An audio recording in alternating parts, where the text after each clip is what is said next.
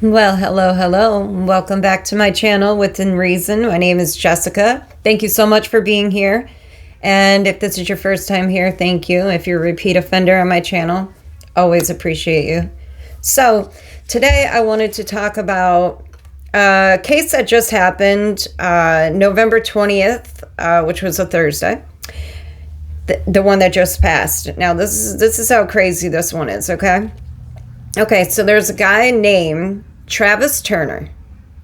I'm sorry, I got my notes here. So if Travis Turner, he is 46 years old from Appalachia. I hope I said that right. Virginia. He's a football coach for Union High School. He has a football team called the Bears, and they are at the point of him going missing, which he did.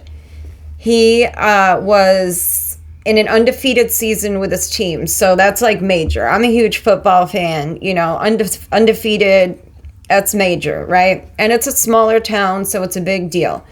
So what happened was November 20th, Travis Turner, 46, married, 2 kids, high school football coach, goes missing.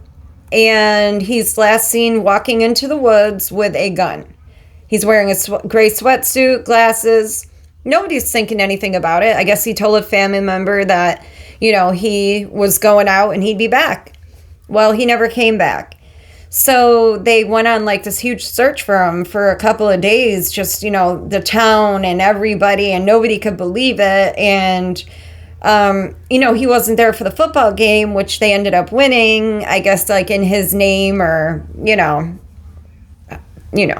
So, he has never been found. In the meantime of him going missing, he is now wanted on 10 felony counts. 5 felony counts for soliciting a minor, like over the computer, through text messages, and the other one was 5 child felony pornography charges. Like this guy went from missing and a hero to wanted and a psycho. You know what I mean? Like, and his family's sticking by him. They're like, there's no way he could be, capable of these charges. And it's always the ones you don't think, right? And he had a lot of access. He was very involved in the youth in his town. He too was like, back in the day, he went to that high school and he was like a star player on the football team when he was there. So, this is like a small town, and, things like this don't really happen often, so it's kind of a shocker when it does. So, and then after the school found out that he, had these charges, so they put him on paid administrative leave. You know what I mean? Like, why not pay him for a few more days, right? It's crazy. I never understood that. Like, get fired right away and you get no more money, right? And so I never understood that. But anyway, and like on the website for the school, he was like front and center, and now like shortly thereafter, he's like not even associated with the school. He's been like deleted from all of the sites. And I just wanted to see if there was anything else that, Oh, but I did want to say this. So even if he is found alive, right? So now he's got to go through all the court, all the reputation digs, and, facing children in court and, potentially going to prison for a long time if found guilty, and say he's took his own life, you know what I mean? Like, I just can't imagine, like, I wonder, did his wife know? Did she not know? Did anybody know? And a lot of times you never know. It's like the people closest to you, you would never think would ever do anything to hurt people, are the ones you have to watch. For example, you know, teachers, pastors, priests, whatever. I mean, nurses, doctors, anybody, right? Like everyone is capable of the worst, right? So it doesn't matter how much money you have, where you're from, who you are. Like if you have it in you to do that, it doesn't matter where you live, what occupation you have. You know what I'm saying? You're an offender. You just happen to be an offender with a really good job or whatever. So I don't know. They haven't found him. They searched the woods. I don't know how. I believe it was 5 miles, you know, like radius.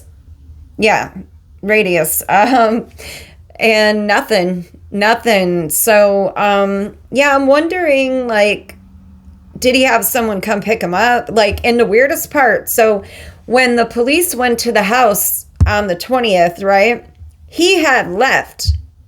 So how did he know that that day the police were coming to question him?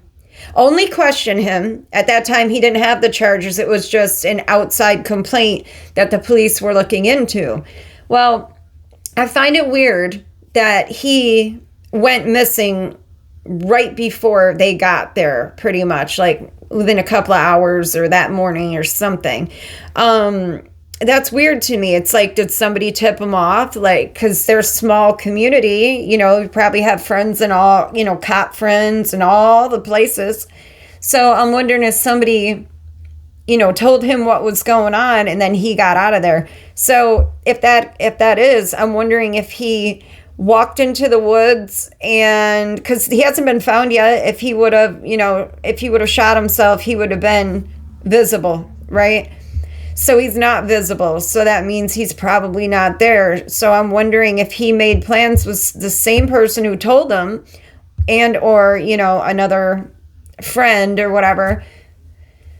And they came and picked him up and took him, and who knows where he is. But I don't know. It sucks for the family of all the victims, and it sucks for the, you know, the guy's family, you know. I mean, like, could you imagine not knowing, and then you hear this crazy story about like these charges, and it's like, you're sleeping with the enemy. You know what I mean? Like, yeah, it happens a lot more than we'd like to admit, but you know, it's only the people closest to you that have the chance to really screw you over, because you have a vulnerability with them that you don't have with strangers or anyone else. So yeah, it hurts when you give yourself a part of yourself to someone and then they abuse it or, you know, lie to you.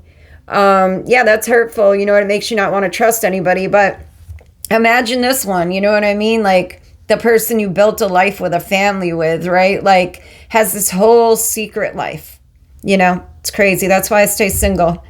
But anyway, I love you guys. Thank you so much for watching. Yeah, so basically, there's really nothing. They haven't found this man yet. He's been missing, like I said, since the 20th of November, morning time. And he's like said to be 46, over 6 feet tall, 260 pounds. He had on a gray sweatsuit and, you know, glasses and a gun. And he was last seen walking into the forest. So who knows? But I love you guys. Stay safe, stay blessed, cherish the simple things. And I know it's super animated. I'm sorry. And I'll work on it. See you later. Love you. Bye.